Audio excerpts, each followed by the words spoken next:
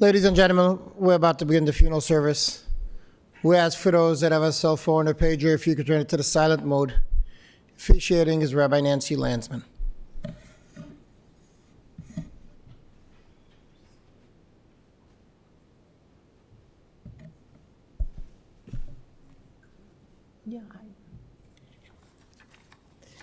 I'm truly honored to be officiating the service today for Renee. I never had the privilege, and what a privilege it would have been to have known her. It means so much to the family that you are here to lend your love and your support, those of you here in the chapel, those of you joining us remotely. It means so much that you've taken the time during this very difficult time for the family. We begin the service with the traditional act of Kriya, the tearing of the mourner's ribbon. Many times mourners choose to make a tear in their clothing, but a black ribbon has been provided to Alma. If you could all rise, those of you wearing the ribbon before making a tear. Alma, Michael, Mark, Brian, and Aaron, just stand right at your place. In our meeting, I shared with you how we would begin the service today with this act of Kriya, and that it's only children. Brian and Aaron, you'll notice your ribbon has been placed on the left side over your heart, because there is no relationship as unique and special as that between parent and child. Clearly, every relationship is so special and so meaningful, and everyone's hearts are torn. As we say goodbye to Renee, there are traditional Hebrew words that are said before making a tear in this ribbon. I invite the five of you to repeat these words after me. Baruch atah Adonai Eloheinu melech haolam dayan ha'emet. Praised are you, eternal our God, ruler of the universe, judge of truth. From the bottom of the ribbon up towards the circular button, you can go ahead now and make a tear as small or as large as you would like. You have a choice to wear this ribbon only today, the first week of mourning, or the period of Shloshim, 30 days. You also have a choice to wear this ribbon on the outside or tucked in the inside. There's no right or wrong, whatever gives meaning to you. If you choose to wear this torn ribbon on the outside and people see you wearing this black torn ribbon, hopefully they will understand that you are in a period of mourning and they will have compassion on you. Please be seated. In learning about Renee, I've selected a few readings and poems that I felt were so fitting for her family, her incredible life.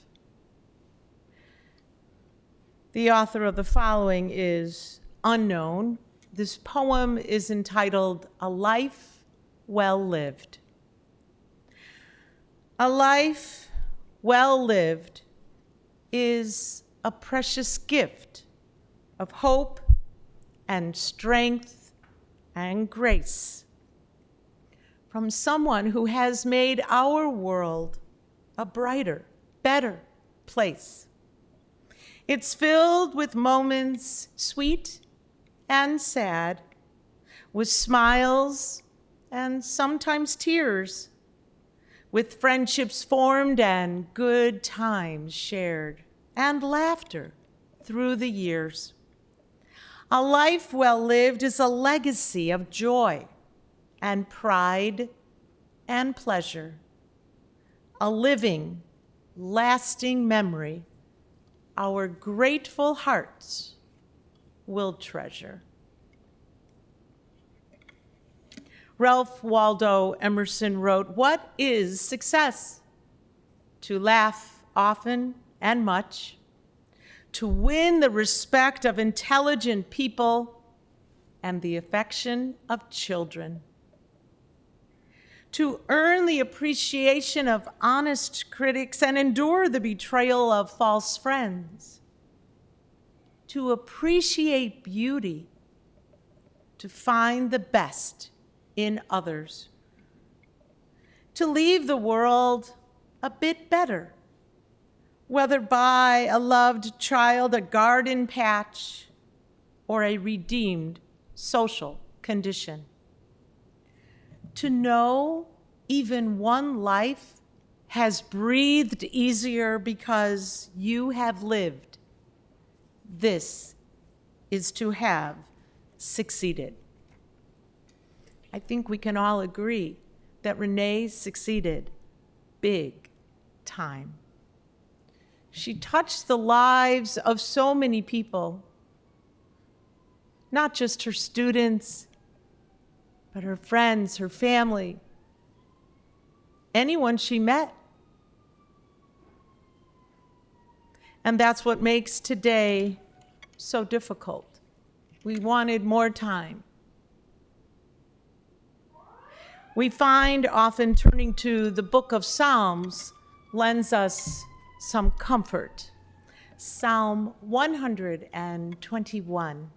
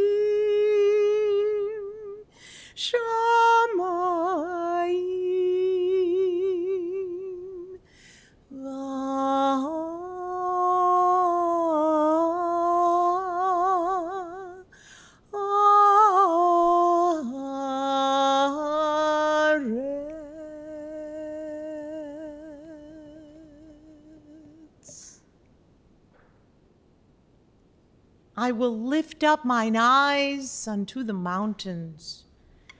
From whence shall my help come? My help cometh from the Lord, who made heaven and earth. He will not suffer thy foot to be moved.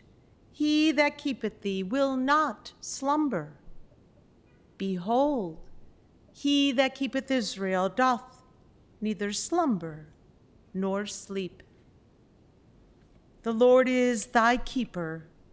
The Lord is thy shade upon thy right hand. The sun shall not smite thee by day, nor the moon by night. The Lord shall keep thee from all evil. He shall keep thy soul.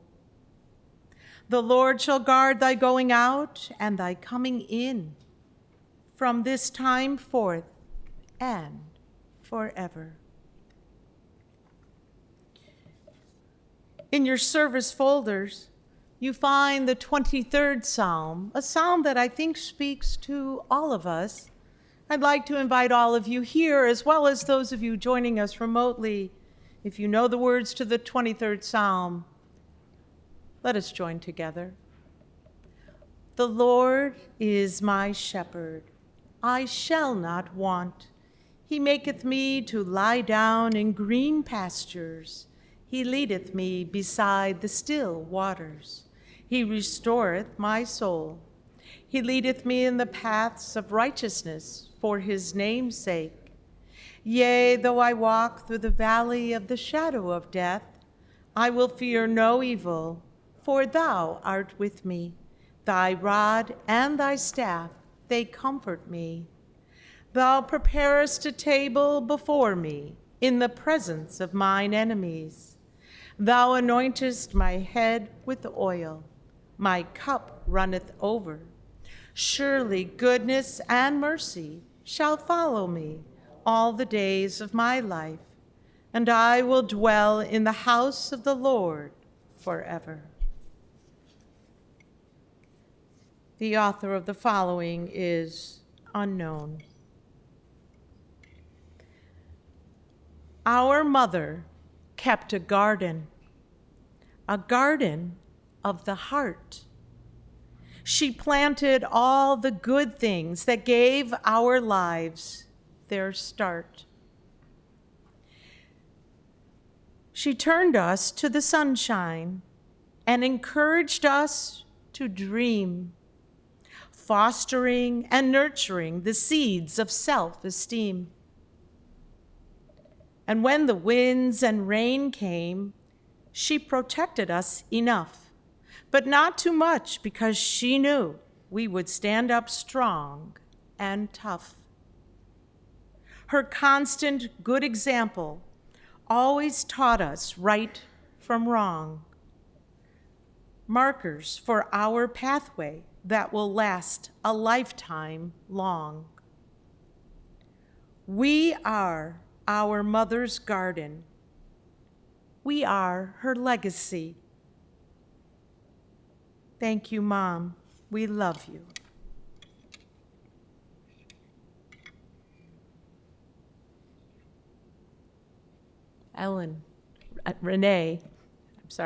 Renee Ellen, middle name, loved being a mom. She was blessed not only with 2 incredible sons and a daughter-in-law, she was blessed with a beautiful, loving family. Not everyone has so much love from their family.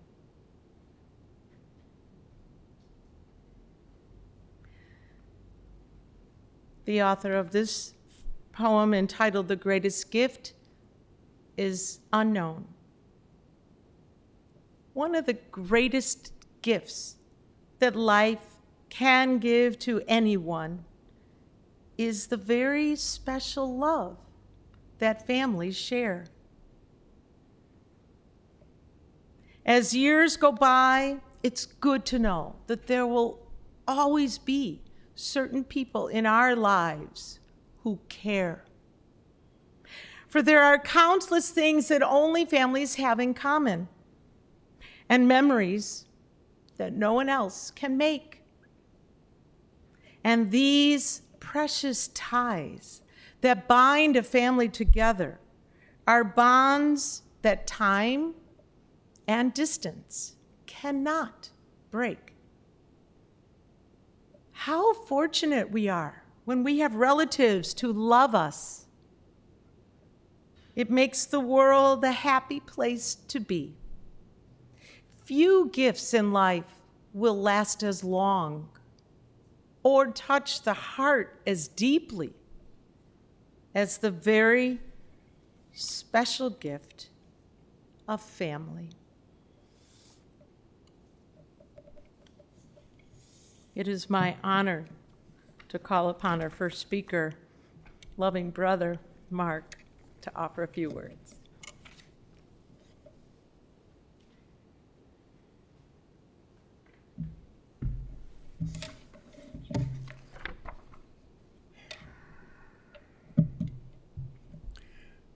I'm Mark Perlish, Renee's brother.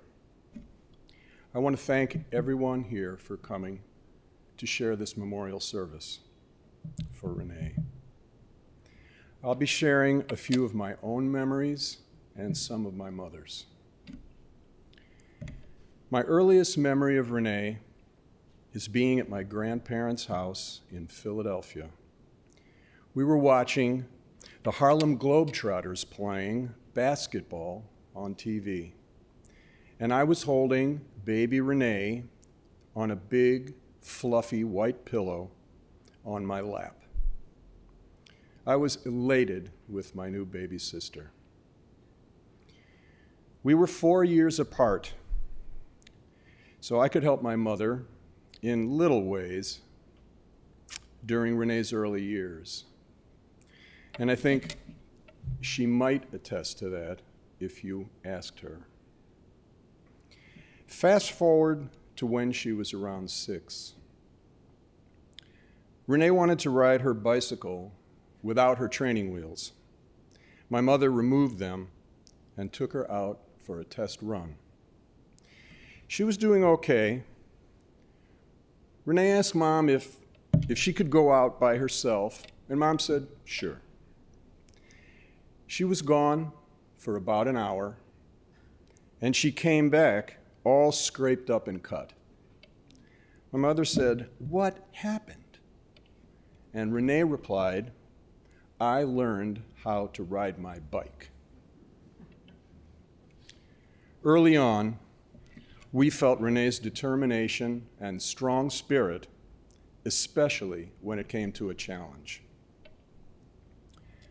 I would walk Renee to school that was a few blocks from our house. There was a shortcut through a neighbor's yard who had a dog. One day, I decided to take the shortcut, and Renee, being the smart girl that she was, went with a friend of hers on the sidewalk. A moment later, she was running home yelling, "Mom, Mark got bit by the dog." We used to go on bike rides together, but for the most part, Renee played with the girls in the neighborhood, and I played with the boys. I would babysit for Renee when our parents went out. This didn't always go well. One time, she said something to me that I didn't like. She was very vocal and direct as a child. I chased her around the house, and she ran upstairs into the bathroom, locked the door, and screamed, "I'm not coming out until Mom and Dad come home." My maternal grandfather would come to visit us, and he'd love to go out to eat at Mathon's restaurant. It's located close to the Waukegan Harbor, and we would walk with the family along the water. He would toss a few coins on the pier when Renee wasn't looking, and then say to her, "Renee, look over there." She would find the coins and be ecstatic. Eventually, she caught on to the source of that unexpected little treasure. She was always up for a challenge, and even though sometimes she felt she wasn't up to the task, she really was. That didn't discourage her from achieving her goals. She was in a home economics class and got excited about sewing. She quickly understood that she could make all her own clothing and launched into a project to make clothes. Upon finishing, she realized that she had sewn the legs together of a culottes that she was working on. Not daunted, she forged on and made all sorts of clothing as she got better and better at paying attention to all the details. Our interests diverged, and we went our own ways for a while. Renee studied special education at University of Wisconsin at Whitewater. It was a perfect fit for her as a vocation, given her infinitely caring nature. She loved teaching and working with children. Her sensitivity and intelligence enabled her to be a phenomenal teacher. She would work with a class of 15, each of whom required an entirely different approach to excel. And she would be so excited when students in her class achieved goals through her work with them. She truly loved her work. Renee managed to navigate her way for more than 30 years with multiple sclerosis, and during this past year with cancer. Her strength and never give up attitude enabled her to endure these life-threatening diseases and feel that each new day brought with it the possibility of something much better. She would say, "I have MS. It doesn't have me." As her health declined, I found her fortitude astonishing. Something we shared that wasn't universally appreciated was our love of sarcasm and irony, both of which helped us to communicate beyond what our words alone conveyed. Over the past few years, our relationship deepened. We could always talk about anything. She was a very careful and thoughtful listener and quickly had a take on things. She would comment on whatever it was we were discussing and take it somewhere interesting. She used the phrase walking tall, very inspiring for a person who couldn't walk. I'll always miss my little sister, Renee.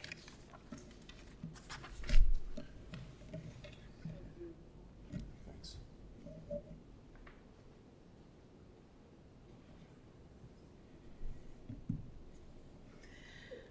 And now it's my honor to call upon Brian to offer his remarks about his mom.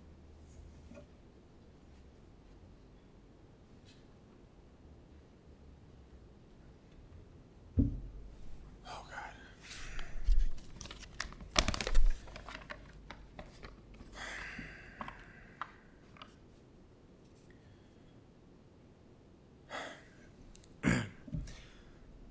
I think I was about 7 or 8.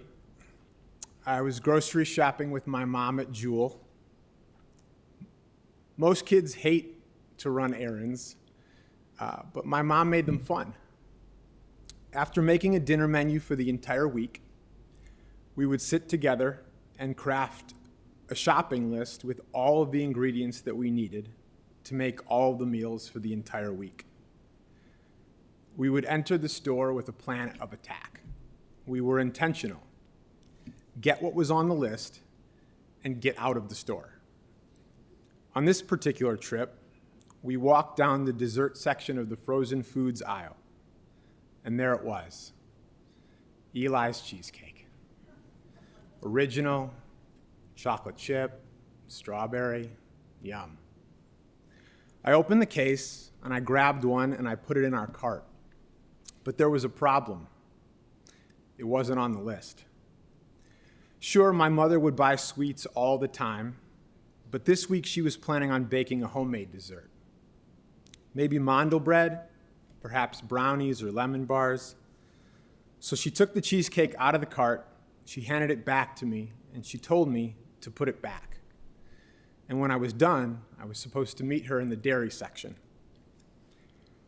Frustrated that I wouldn't be going home with the cheesecake, I walked a few steps opposite our cart, opened the door to the frozen vegetable section, and tossed the cheesecake next to a bag of peas and carrots. When I reconvened with my mother, she was facing away from me, grabbing a pack of yogurts. I said, "Hey, I'm here." Without turning around, she replied, "Put the cheesecake back where it really belongs." I replied, "How did you know that I didn't put the cheesecake back with the rest of the cheesecakes?" And she responded, "Brian, mothers know everything." Now, in hindsight, I realize now that my mistake was not stalling. I returned to the cart far too quickly. But 8-year-old me, he was amazed. He thought she had eyes in the back of her head. He thought, my mom is a superhero. She would be proud of me for crying. She loved to cry. 30 or so years later, that feeling remains. Renee Zisook was a superhero. She was our superhero. As a former special education teacher, Renee was adept at making everyone in her company feel comfortable and confident. She had a wonderful demeanor, vibrant, outgoing, prominent personality, genuine warmth. No matter the setting, Renee's mere presence invited others to make conversation and to open up to her. Give her 10 minutes in a doctor's office waiting room, and she would learn your entire life story. She loved to talk, but she was also an incredible listener and always knew exactly what questions to ask. As a child, I really thought that I knew everything. If you ask my wife, Jamie, she would probably tell you that I'm still a child and not much has changed. But my mother never stopped teaching us. She taught me patience, organization, empathy, and how to be a good person to others and myself. As my father always reminds us, your mother did everything. She signed us up or enrolled us in every activity and sport imaginable. If I enjoyed an activity, she'd encourage me to pursue it further. If I didn't enjoy an activity, we moved on to the next one. But she always wanted to know what I didn't like about it and what could have improved the experience. It was important for us to talk through it. We talked about everything. During high school, while playing pickup football at the park, I sustained a bad knee injury. At that time, I was still playing organized sports, but after 6 months of physical therapy, I realized something. As a Jewish kid with weak ankles and a bad knee, my playing career was likely over. But here's the thing. My mother did not want me to come home after school and do nothing. She told me I had to find something else to do with my time. That something else turned out to be emceeing school pep rallies and assemblies, hosting our school's daily public access TV program, and joining the debate team, all building blocks for future pursuits. While attending Illinois State, I worked at the school radio station. My first shift on air my freshman year was weekends 2 a.m. to 6 a.m. Eventually, I worked my way into the 7 to 10 p.m. slot, and my mother never missed a show. She would stream the broadcast on the station's website. One Saturday after I returned to my dorm, exhausted, the phone rang. It was my parents' landline. I picked up, and my mother was on the other end. She said, "You had a great show tonight, honey." I replied, "Thanks for listening, Mom." And she said, "I took a few notes." "Oh?" I replied. She said, "You used the word conversate tonight. Next time, try using converse instead." 18 years old, no longer living at home, still believed I knew everything. Didn't matter. Her teaching never ended. Over the past 15 years, Renee's overall health gradually declined. But somehow, up against unimaginable conditions, she maintained an incredibly positive attitude.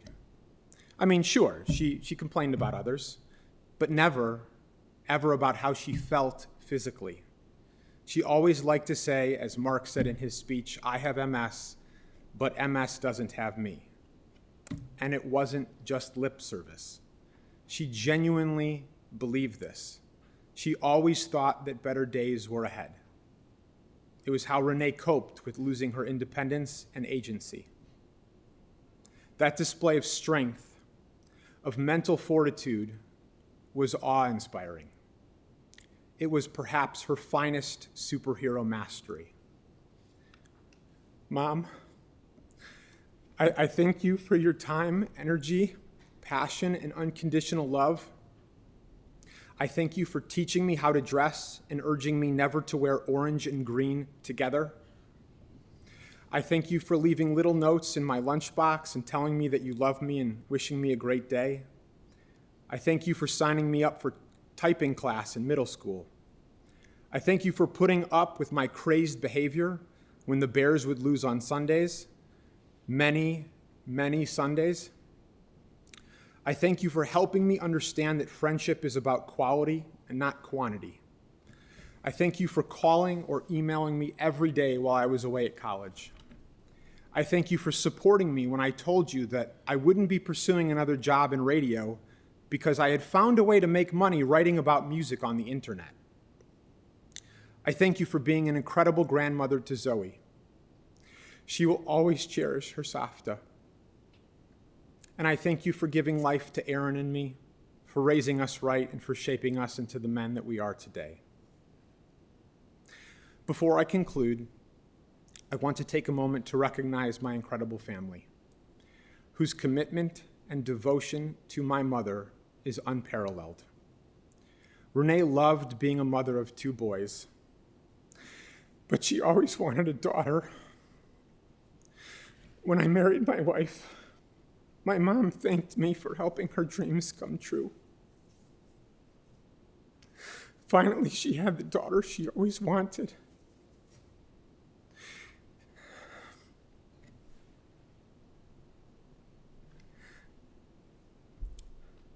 Jamie, my mother loved you with all of her heart.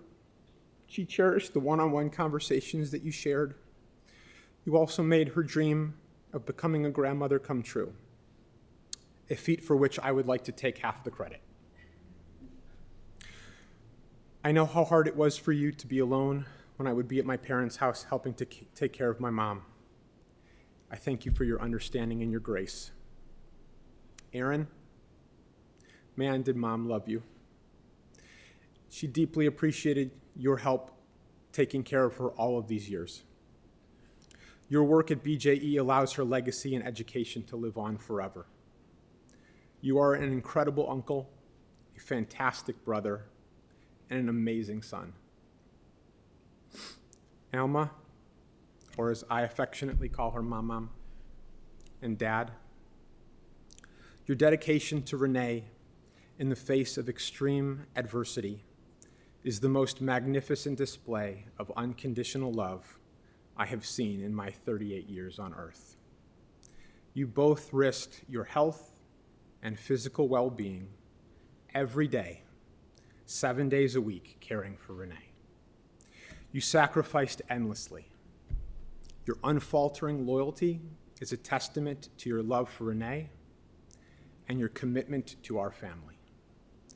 Dad, you taught me what it truly means to be a faithful, devoted husband. And Mom, you taught me what it truly means to be a loving, selfless parent. I thank you both, and I thank you all for coming.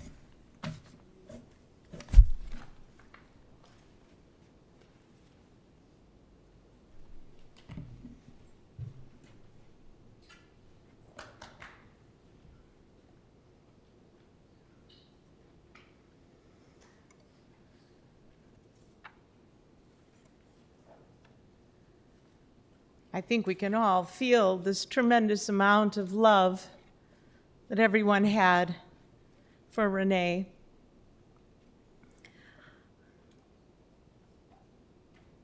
I have the honor of sharing with you some beautiful words from Renee's best friend from childhood, Betsy, who's joining us remotely. She wrote, "Part of Renee will always be with me.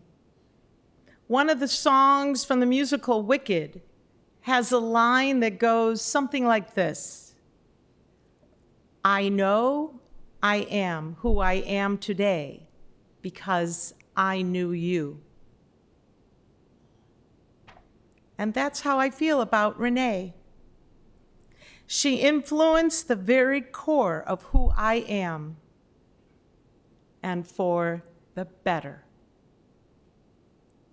Hope I repaid some of that for her.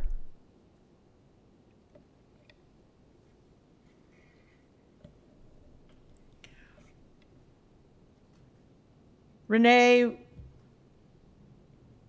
was a loving daughter to Alma and the late Jack. Alma, we spoke about how it's not supposed to be this way. We're not supposed to outlive our children.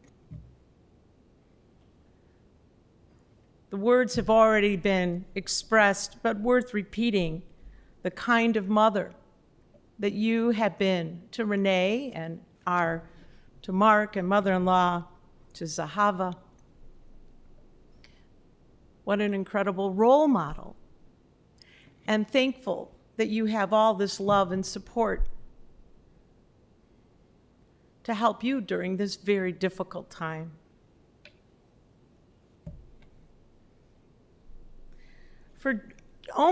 You just almost made 41 years. Michael and Renee drank from the cup of life. I asked, well, how did you guys meet? It's a great story if you don't know it. In a nutshell, it was a square dance. Michael went to the square dance, wasn't sure he was going to stay, kind of checked out to see who was there. And he made a good decision because it changed everything.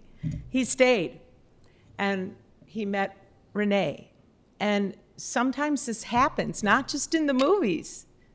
It was like, really almost like love at first sight. When you know, you know. Your first date, you recall, was on Valentine's Day. And your love grew pretty quickly.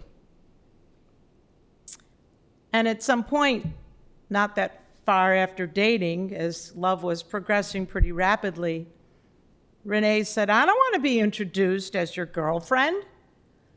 I want to be your fiancé. To which Michael said, I guess we're engaged.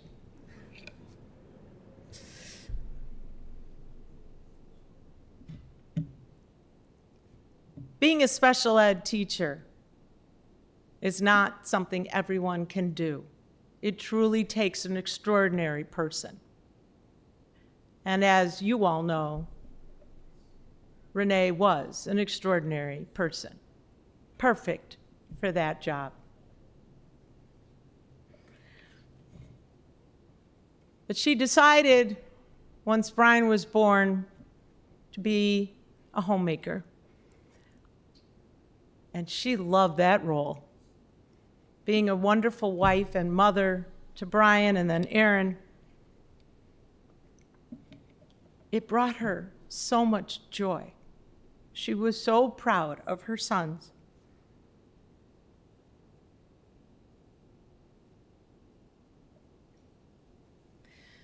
And then, as we've heard, how much she loved Jamie, finally had a daughter, and then to be Sapta to Zoe. Those of us who are grandparents know there is no greater joy than to be a grandparent. And she loved that role. There were so many adjectives used in our meeting when you described Renee to me.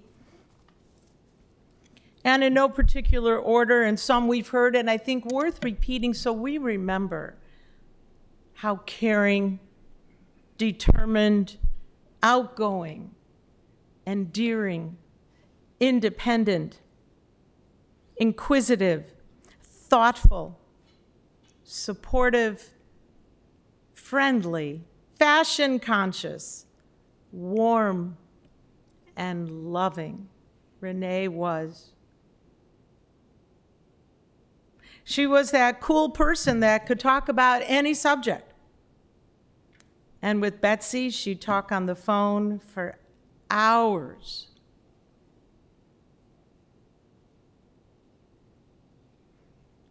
Betsy knew how much Renee loved going to the botanical gardens. So she has arranged for a bench at the botanical gardens in Renee's honor. There will be a plaque affixed to the bench that reads, "For all the joy you brought into my world, with enduring friendship, Betsy." The family recalled so many wonderful times of going to the botanical gardens together, especially when Brian and Aaron were younger. Great memories of going there on Mother's Day following a morning brunch. You'll always cherish those memories. And I hope that you continue to go and sit on that bench and think about your mom and all the wonderful times that you enjoyed the Botanic Gardens together. Renee loved planting and gardening. Every spring she would plant flowers all around her property. She loved to cook and bake homemade pizza and lasagna. We heard about the mandel bread and lemon bars, the raisin bread and the challah. She compiled all these recipes and then put them into book form, and there are apparently several books of these recipes.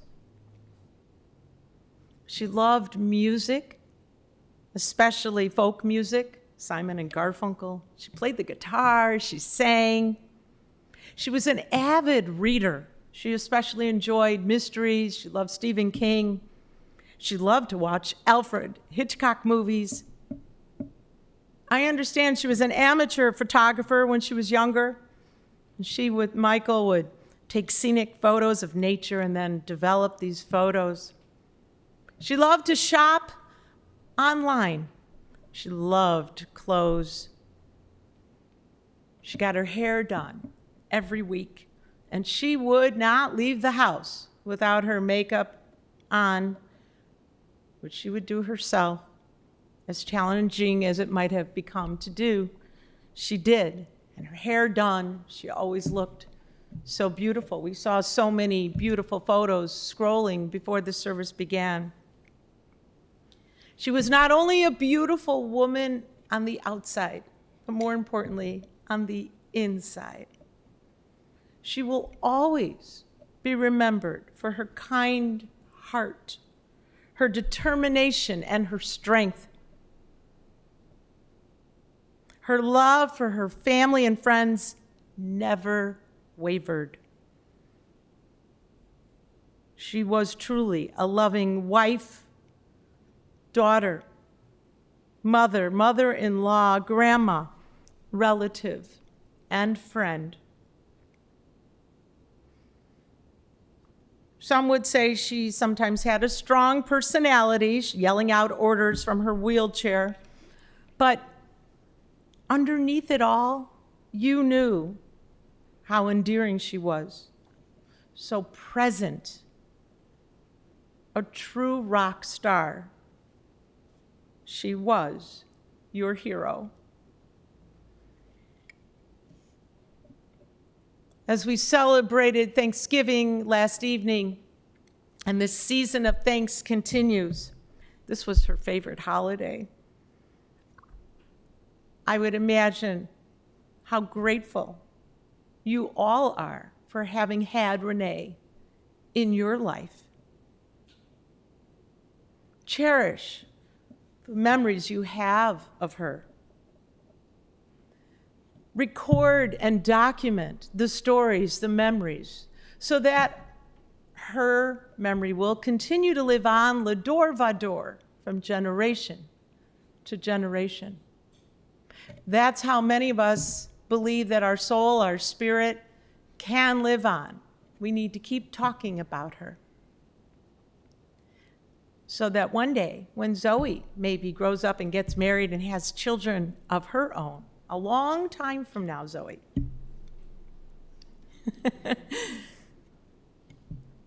they will know. Those future people yet to be born, they're going to know about your Savta and the incredible woman she was. Zecher Tzadik Livracha. The memory of the righteous is forever a blessing. And to that we say, Amen. I invite you now to turn to your service folders for our concluding prayers, the El Malei Rachamim, and on the back cover, the Mourner's Kaddish. Please rise.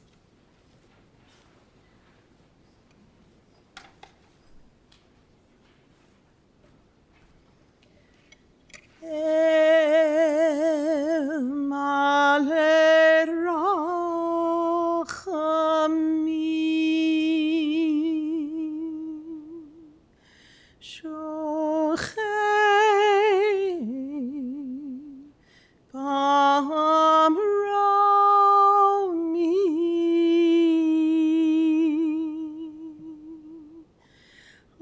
Say menuchan nechona tachat kanvei hashchina im gedoshim uteorim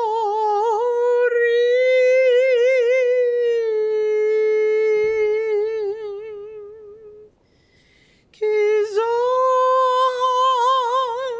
harikia mazirim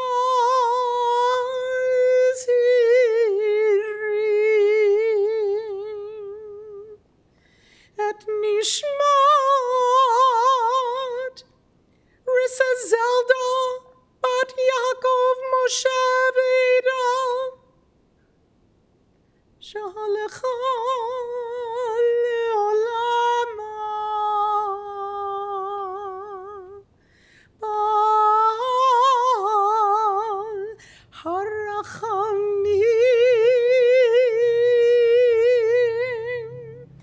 Yastirea beseter kinafecha leolamim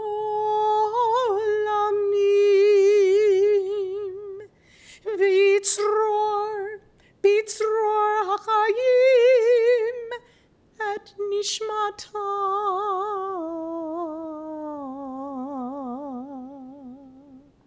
Adonai unachalata v'tanuach b'shalom al mishkava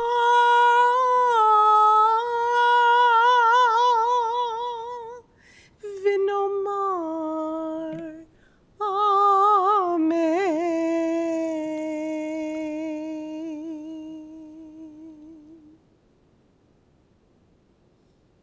O God, full of compassion, thou who dwellest on high, grant perfect rest beneath the sheltering wings of thy presence, among the holy and pure, who shine as the brightness of the firmament unto the soul of Renee Ellen Zisook, who has gone unto eternity.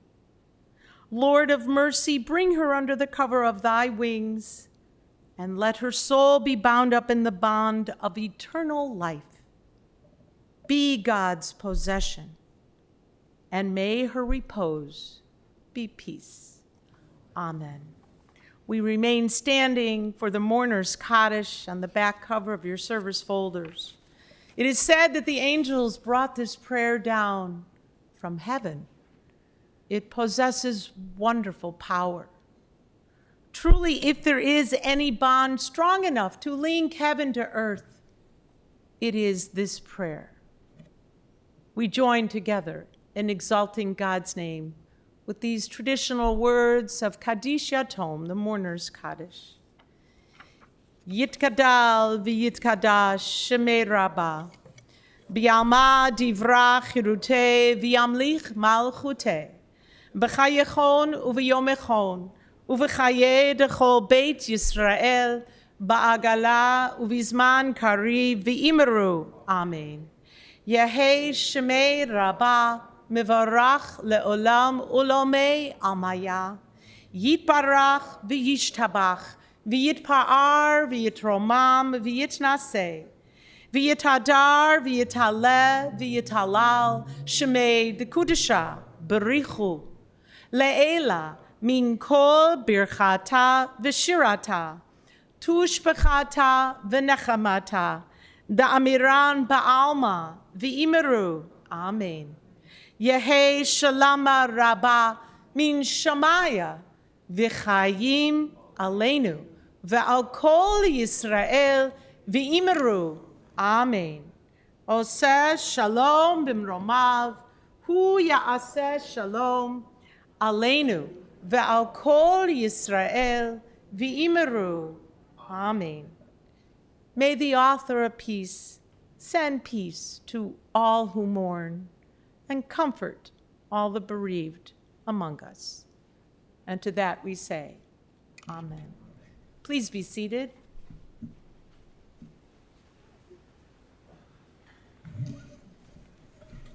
This concludes the funeral service here at the chapel. The family will be sitting Shiva Saturday evening, 6:30 to 8:30 p.m.